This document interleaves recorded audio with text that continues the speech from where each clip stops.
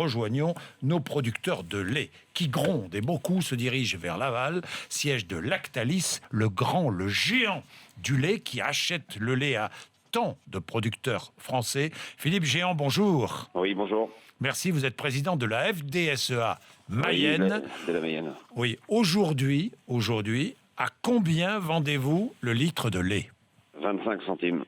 25 centimes de litre. Combien ça vous coûte de produire ce litre de lait ? 38 centimes. 38 centimes. C'est-à-dire que vous vendez votre litre de lait 25 centimes, et il vous coûte à la production 38 centimes. Tout à fait. Manque à gagner 13 centimes. Tout à fait. Et le consommateur l'achète 1,20 €. Et le consommateur l'achète 1,20 €. Ce même litre de lait. Tout à fait. Mais alors, où passe l'argent ? Entre 38 centimes ou 25 centimes et 1,20 €, où passe l'argent ? On passe l'argent dans tous les outils de transformation, les marges de chacun. Et on a détecté que certains transformateurs vont jusqu'à 45% de marge, alors que les agriculteurs n'arrivent même pas à payer leurs investissements. Combien gagnez-vous, Philippe Géant ? Disons qu'un producteur de lait comme moi, de toute façon, on ne peut plus retirer de salaire dans le sens où on n'arrive même pas à payer ne serait-ce que nos emprunts, nos mensualités, on n'arrive plus à les payer, il faut les repousser.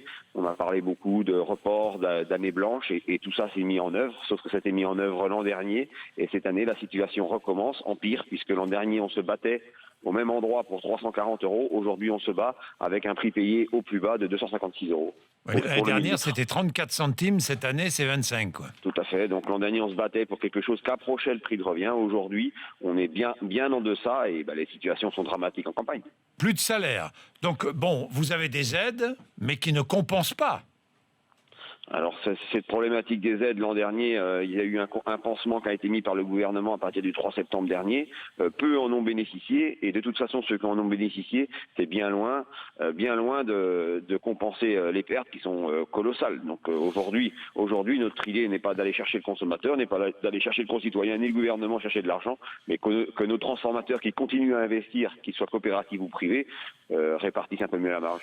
Le groupe Lactalis réalise un chiffre d'affaires annuel de 17 milliards d'euros. Lactalis, c'est entre autres Lactel, Bridel ou Président. Réponse de Lactalis aux producteurs, à vous. Pris pour cible par le syndicalisme agricole comme unique responsable d'une crise laitière profonde et durable, le groupe Lactalis veut rappeler que cette crise est d'abord et avant tout une crise de surproduction. Elle est de surproduction mondiale et européenne. Sur le marché intérieur français, Lactalis valorise très largement ses jolies marques, et tant mieux. C'est une belle entreprise agroalimentaire française. Encore faudrait-il qu'elle fasse vivre ses éleveurs. Oui, qu'elle permette à ses éleveurs de vivre. Comment imaginer qu'une entreprise ne réfléchisse que dans le court terme et dans la marge et ne s'occupe pas, pour parler marketing, de son sourcing, de ceux qui chaque jour se lèvent le matin pour traire leurs vaches, avoir des petits veaux, parce que si on n'a pas un petit veau, on n'a pas de lait.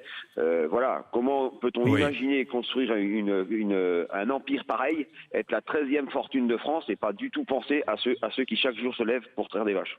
Philippe Géant, j'ai une dernière question. Est-ce que vous pouvez vendre votre lait à une autre entreprise que Lactalis, autrement qu'à Lactalis, ailleurs ?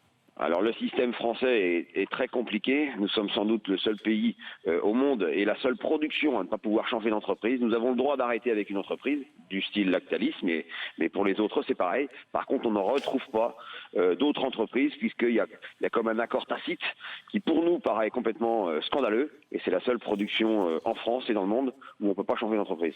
60 000 exploitations françaises emploient 110 000 éleveurs, il faut le savoir. Merci beaucoup Philippe Géant, merci.